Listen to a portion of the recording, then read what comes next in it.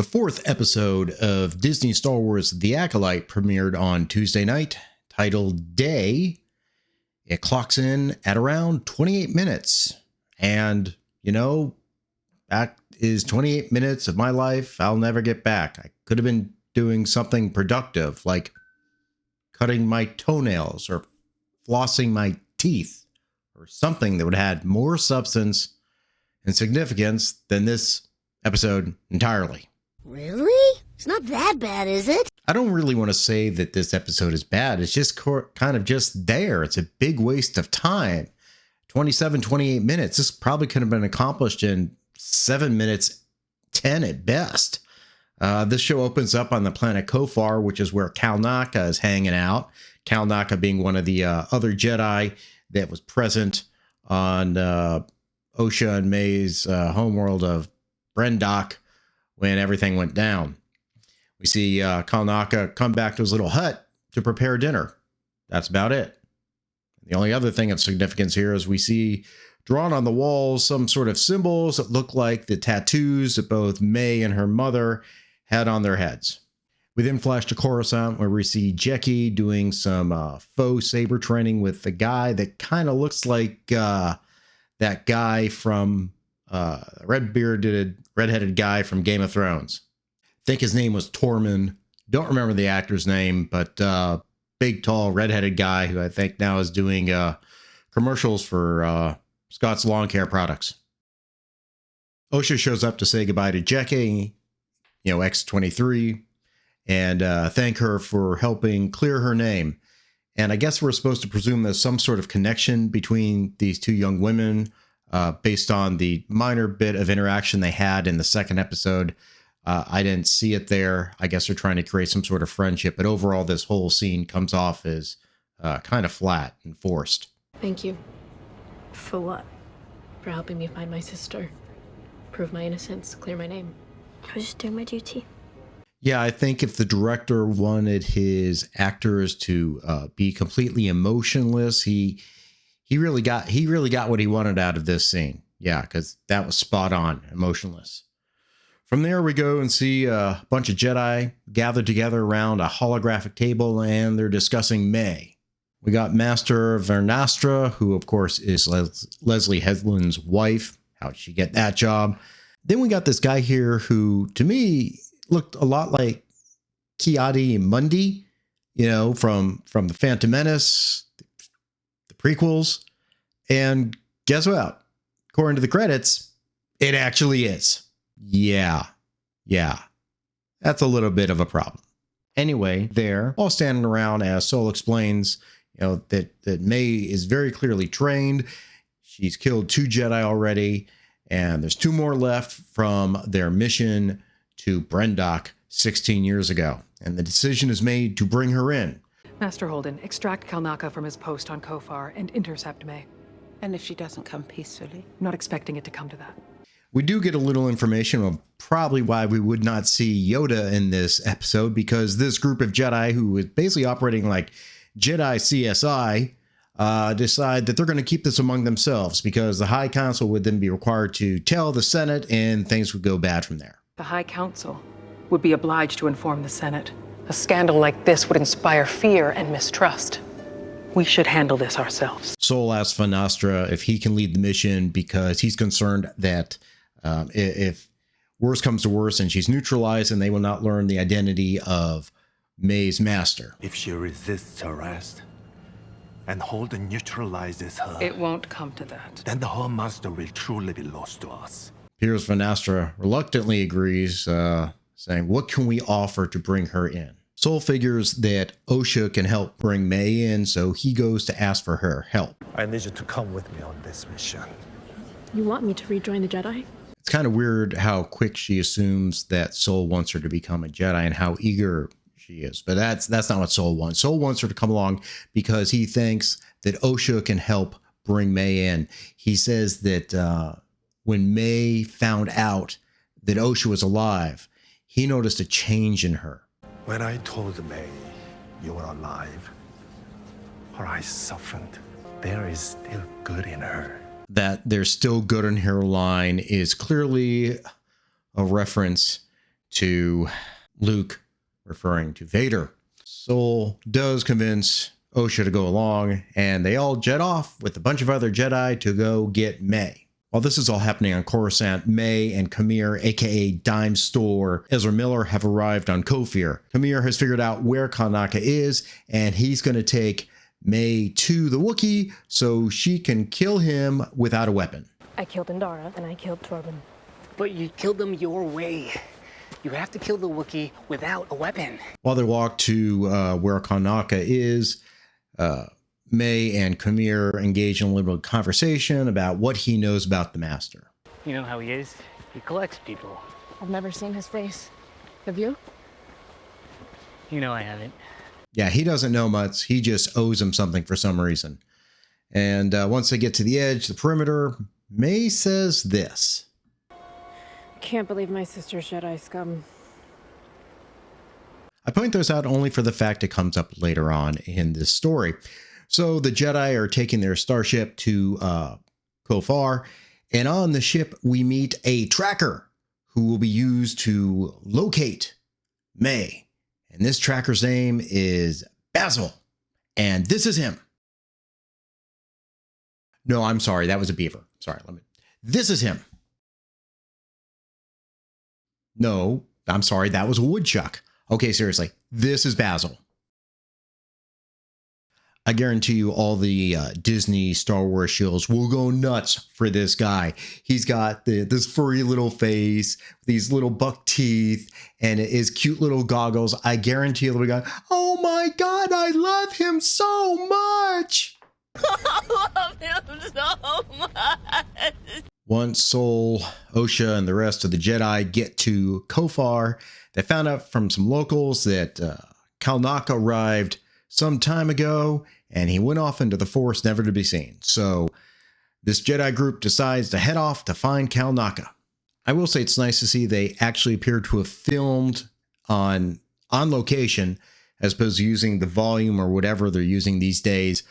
We do get a scene of them walking along a green mountainside, you know, some nice landscape views. So that's nice to see. We get some more interaction between Yord and Osha, that she's concerned that she won't be able to stop Mae, and that if she won't, you know, turn herself in, if there's no good in her, then Yord's going to have to do it. Soul, Osha, and the rest of the Jedi enter the forest, and Osha sees what appears to be some sort of beetle on a tree that quickly crawls up and then floats off into the air to try to attack her. Soul intervenes with his lightsaber. Yeah, I think this is actually the first time we've seen a lightsaber in this show used in an offensive way. And that's it for this scene. She gets attacked by a beetle and he slices his head off. And then they keep going along. So that's all that was. Mae and Qimir continuing their little trek to Kalnacca's hut. Mae asks to rest because she's tired, and then she starts experiencing what appears to be some sort of trepidation or hesitation about her mission to kill a Jedi. Attacking a defenseless person goes against everything the Jedi stands for. How do you kill someone like that? Unarmed. Qimir then tells Mae to take a rest. He's going to scout ahead a little bit, and he runs off. Shortly thereafter, he hears a scream, and it sounds like Mae. So he starts running back, and it's actually a trap. He gets caught in some sort of rope trap that pulls him into the air. It was set by Mae. And while Qamir's just swinging there and upside down in the air, Mae tells him basically that she's had a change of heart. I don't need to do this anymore. I don't need to kill a Jedi without a weapon. I don't need to keep this deal. What? And the reason is Osha. You were wrong. Osha being alive changes everything. My loyalty is to Osha. That's right. Just go back a few minutes ago when she said, I can't believe my sister's with these Jedi scum. You know, your sister's part of the Jedi scum, and now it's like you've totally changed your mind. This is clearly... We knew that she was going to be made to be a good character in the end, the redeemed villain, because that's the trope we've been having a lot with these Disney Star Wars shows and Marvel shows. But, I mean, the turnaround time is ridiculous. So she makes a decision that she's going to turn herself into the Jedi, turn herself into Kalnacca, and help them find who her master is. So Mae runs along to Kalnacca's hut, and then she encounters Basil. Hey, little buddy. And Basil then lets out a scream for the Jedi team to run to his location. She, however, runs off to Kalnacca's hut, runs inside, and finds, well, someone else got there first.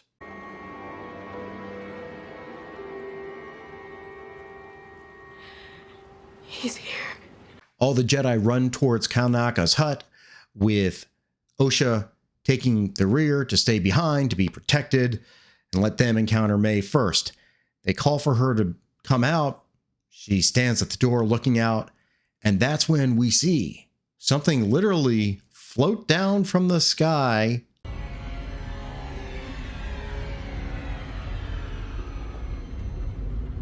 Yes, Smilo Ren, the Sith who laughs, whatever you want to call him, has finally made his appearance, and he stands face to face with Osha and raises a red lightsaber.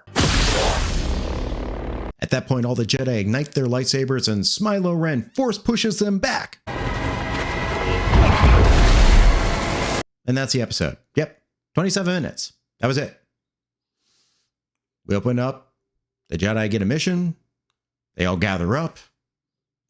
Osha joins them.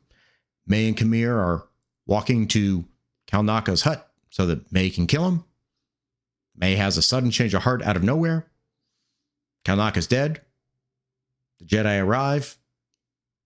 Smilo Ren shows up. That's the episode. Literally, I explained it in like 10 seconds. And we take 27 minutes for this. I think we heard before $23 million an episode. That's almost $1 million a minute here. On this is a waste of time. This can be accomplished in 7 minutes. We've had 4 episodes of this whole show so far. And all we have is 2 Jedi Masters get killed, a weird flashback episode with a bunch of witchy women, and this. 7 minutes. Oh, of course, we have the canon breaking. You know, we had the canon break in the last episode of someone else using the Force to create life before Plagueis and then before Anakin was created. And now we have this, which is really canon breaking. We got Ki-Adi-Mundi there with this Jedi CSI group trying to track down this unknown master, and they're going to keep this from the High Council. Dude's on the High Council. So he's somehow not going to know that this Smilo Ren Sith-like figure appears? I know I've talked about this before, but canon is important. And these type of shows, it creates a sense of reality that people can become interested in, can become invested in, and can live in their minds. It creates a new world. And this breaks canon. The fact that Ki-Adi-Mundi is here 100 years ago from the Phantom Menace, apparently being aware of some quasi-Sith person out there, and then he says this in the Phantom Menace. Impossible. The Sith have been extinct for a millennium. Whatever. All we know from all the interviews is that Leslye Headland wanted to tell a story for queer children like herself. So damn with any canon, with anything George Lucas has established. We don't need that because we already know that she doesn't think much of George's creation. She says Star Wars doesn't belong to him. It's not just made by him, it's made by everyone. A load of shit. The only thing that I can honestly take away from this is that more in my mind, Qimir is this Sith, wannabe Sith, whatever he actually is. I was taking note of how tall he was compared to Osha, and it looks like the same difference in height that he has compared to Mae. Also, the Sith appears to be very slight build, which appears to be the same as this dime store Ezra Miller actor. So that's about the only significance I took away from this otherwise worthless episode. But I'm certain people out there will say this is the most Star Wars that Star Wars has ever Star Warsed. Don't ask questions. Just consume product and then get excited for next product. God. Not only did I waste 27 minutes on this episode that could be done in under 10. Always being generous. We now have canon breaking left and right. I wonder what else they're going to screw up. Questions, comments, witticisms down below. Click all those good buttons. I'll see you guys next time.